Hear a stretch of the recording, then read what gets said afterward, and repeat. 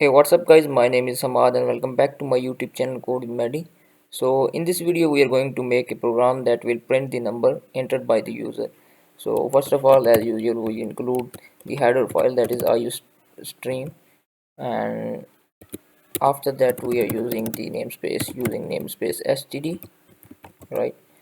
And then put a semicolon on the end of the statement, and we are going to make a main function, and then we will create the body of the main. And in the main function, first of all, we need to declare a number variable that will store the number entered by the user. And after that, I just display output on the screen and ask the user to please enter the number, right? And I just also put a backslash n, that is for the new line or the end of the statement. And after that, I just call the cin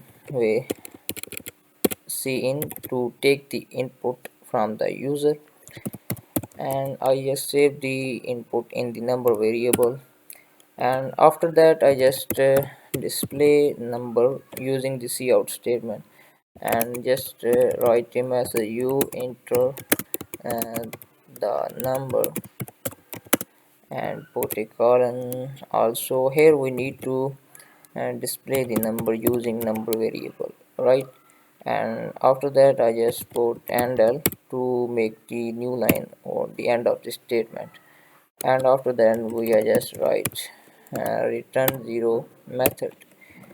And now if I run this program, now you will see here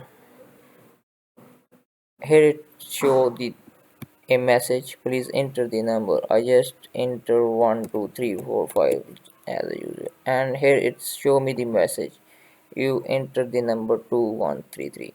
So here's the program in which we ask user to enter a number and display the output. So if you want to like coding videos and programming videos and the program that may make difficult, so you can subscribe my channel and press the bell icon for getting the update.